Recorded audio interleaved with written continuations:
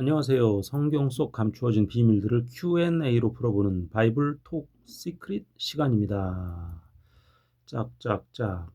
오늘도 많은 분들이 질문을 또 올려주셨고요. 그 중에서 오늘은 가장 관심을 많이 모았던 질문 한 가지. 아이디 젊은 요정님이 질문해 주셨네요. 가장 많은 관심을 모았던 질문입니다. 아이디 젊은 요정님의 질문. 성령 충만이 무엇인가요? 어떻게 성령을 유지하나요? 성령이 사라지기도 하나요? 이거 의미심장한 질문입니다. 또 그래서 관심들이 많으셨던 것 같습니다. 기독교인이라면 평생 동안 수없이 들어본 말입니다. 부흥회 때 부흥 강사가 성령 받으라고 뭔가 던지는 신용을 하면 그걸 받아야 하는지 또 어떻게 받는 것인지 갸우뚱해질 때가 있죠. 평생 동안 교회를 다녀도 뉘앙스적으로는 성령 충만이 뭐야 라고 알 것 같기는 한데 대충 뭔가 설명할 수 있을 것 같긴 하지만 막상 누가 성령 충만이 뭡니까 라고 설명해 달라고 하면 딱히 답하기가 쉽지가 않죠. 충만이다 보니 성령이 가득 차서 뭔가 팽창한 느낌, 그런 게 성령 충만 아닐까요? 찬양 예배나 부흥회에서 찬양을 듣다가 벅차오른 가슴, 이런 게 성령 충만 아닌가요? 이렇게 생각하시는 분들도 꽤나 많을 것 같아요. 자, 그러면 성령 충만 본격적으로 알아보겠습니다. 그 의미를 먼저 살펴보겠습니다. 일단 성령 충만이란 말을 보면 성령 플러스 충만으로 만들어졌습니다.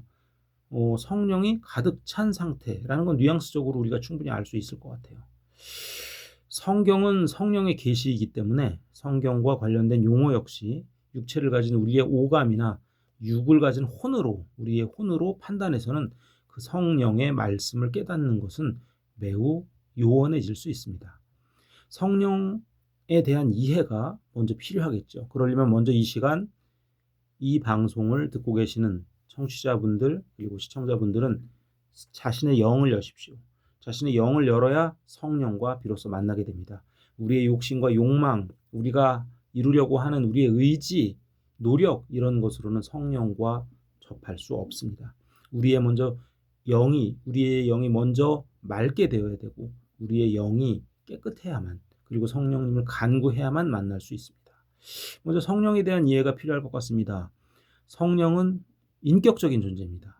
지정의를 갖춘 인격적 존재입니다. 그래서 우리가 예수님을 믿을 때 인격적으로 만났다, 예수님을 인격적으로 만났다 이런 표현들을 많이 쓰잖아요. 거기서 그 인격적이라는 표현 역시 지정의, 지식과 감정과 그리고 뜻을 가지고 있는, 의지를 가지고 있는 분이다라는 것을 표현할 때 우리는 성령은 인격적 존재라고 표현합니다. 물론 성부, 성자, 성령이 있지만 우리 지금의 교회에서 가장 도외시되는 것, 배제되는 것이 분이 바로 성령이 아닌가 생각이 듭니다. 성부와 성자는 찾지만 성령을 찾는 분들이 많지 않다라는 어떤 목사님의 글을 본 적도 있어요. 따라서 성경은 인격적 존재입니다. 성령은 감정과 생각이 있는 분입니다. 성도들의 잘못된 행실에 대해서 걱정하고 탄식하기도 하는 성경에 많은 내용들이 나오죠. 그것을 보면 우리가 충분히 알 수 있습니다. 성경은 바로 인격적 존재입니다. 성령은 하나님의 활동력인 동시에 감정과 생각이 있는 인격적 존재입니다. 성경에서는 성령을 바람이나 숨, 입김과 같은 무형의 형태로 묘사합니다. 이것은 아마 바람처럼 보이지는 않지만 그 능력은 엄청나게 강력하다라는 그 속성을 나타내기 위해서 르아흐라는 푸뉴마라는 표현을 쓰는 것입니다. 이러한 성령이 충만한 상태의 영적 의미, 성령 충만, 바로 그것을 성령 충만이라고 하는데요. 이제 아주 쉽게 풀어보겠습니다. 성령 충만의 의미는 성부, 성자, 성령 중에 인격을 가지신 인격체, 그 성령께서 우리를 지배하고 계신 상태, 성령이 바로 나 자신을 이 시간 지배하고 있는 상태, 그 상태를 성령 충만이라고 이해하시면 됩니다. 성령이 나 자신을 완전히 지배하고 있는, 내 삶을 지배하고 주관하시는 상태, 그것을 바로 성령 충만으로 이해하시면 되는 겁니다. 로마서 8장 26절과 마태복음 10장 20절, 누가복음 2장 26절, 요한복음 14장 26절에 성령 충만한 상태가 표현되어 있습니다. 자, 우리 삶으로 돌아와 볼까요? 그래서 성령 충만이 뭐냐? 성령 충만한 삶은 하나님의 통치가, 하나님의 주권적인 역사가 우리에게 능력으로 임하신다는 것을 의미합니다. 성령 충만한 삶은 죄를 멀리하고 거룩하게 사는 것을 의미하는 것입니다. 이러한 성령의 내주하심이 인간의 주체, 우리의 계획과 우리의 욕구에 따라 주어지는 것이 아니라 성령 충만한 상태는 오직 전적으로 하나님의 사역이라는 것을 인정하시면 됩니다. 우리 하나님이 지으신 피조물입니다. 때로는 우리가 욕심과 욕망을 가지고 하나님께 창조주를 향해서 내가 원하는 게 이것이니 이것을 채워달라고 기도할 때가 있습니다. 하지만 잘 생각해 보십시오. 우리는 토기장이께서 빚으신 하나의 그릇입니다. 따라서 창조주께서 주관하시고 계획하시는 모든 것들에 우리가 따라가는 것이지, 그분의 계획을 알려고 노력하기 위해서 기도하는 것이지, 우리의 욕망과 욕구를 채우기 위해서 하나님을 이용할 수 없는 존재라는 겁니다. 생각해 보십시오. 피조물이 창조주를 이용한다? 불가능한 일이죠. 우리는 창조주의 계획에 따라서, 창조주의 인도하심에 따라서, 계획하심에 따라서 살아가는 피조물이라는 존재라는 것을 절대 잊으시면 안 됩니다. 따라서 그 성령 충만함 역시 하나님의 온전한 지배를 받는 것, 그것이 바로 성령 충만입니다. 자, 성령 충만은 중생을 통해서 구체적으로 우리 안에 내주하십니다. 내가 먼저 새롭게 거듭나야만 성령이 내 안에 거주하시게 되는 겁니다. 내가 깨끗이 못한데 성령이 이 안에 들어올 수가 없죠. 내가 예수 그리스도를 믿고 그 안에서 내가 성화되는 과정에 있을 때, 그때 성령이 내 안에 내주하신다는 말입니다. 그리고 또 중생, 거듭난 성도 안에 항상 내주하신다. 이거는 로마서 7장 22절에 나온 말씀입니다. 항상 내주하신다. 내 안에 항상 거하신다. 내가 거듭나서 내가 변화된 삶을 살고 있다면 성령이 거주하시는 것은 당연한 증표가 된다는 말입니다.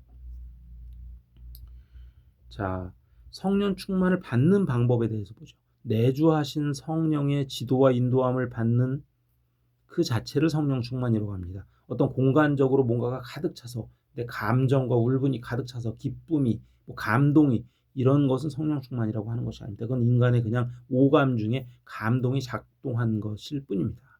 그럼 누가 성령 충만을 받습니까?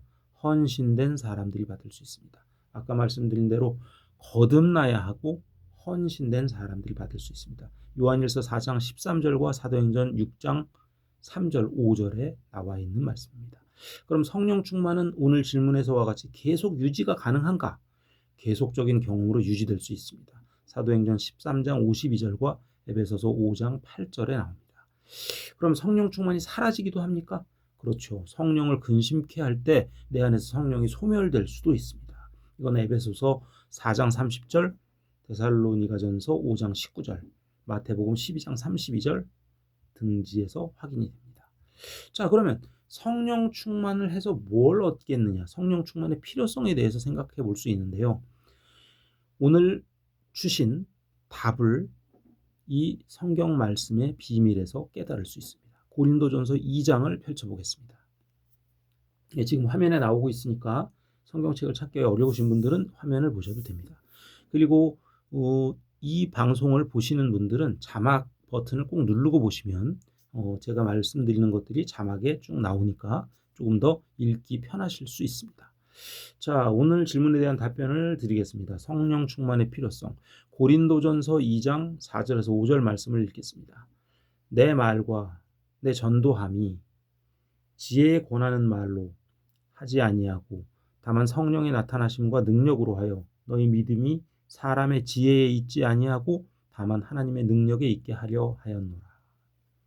자, 우리가 영적으로 읽지 않으면, 이것도 문자주의자들이 읽으면 무슨 뜻인지 전혀 알 수 없는, 정말 성경의 말씀은 성경 하나님께서 말씀하신 그 계시의 말씀은 그대로 밭에 감추어진 보화와 같습니다. 누군가 해석해 주지 않으면, 내가 성령으로 깨어있지 않으면 전혀 알 수가 없는 것이죠. 지식이 있는 자도 알 수 없고 무지한 자는 더더욱 알 수 없는 겁니다. 영적으로 깨어있는 분들만 알 수 있는 것이 성경의 말씀, 성령의 계시임을 이 시간 다시 한번 시인하며 하나님께 영광을 올립니다. 자, 오늘 마지막으로 읽은 고린도전서 2장 4절에서 5절, 그 중에 핵심은 성령의 나타남과 능력으로 하여 너의 믿음이 사람의 지혜에 있지 아니하고 다만 하나님의 능력에 있게 하려 하였노라. 우리 안에 성령이 내주하시고 성령이 나타나셔야만 그 능력으로 우리가 사람의 지혜가 아닌 하나님의 능력으로 살아가게 된다는 의미심장한 하나님의 말씀을 마지막으로 전달드리면서 오늘 말씀을 마치겠습니다. 다음에 이어서 뵙겠습니다.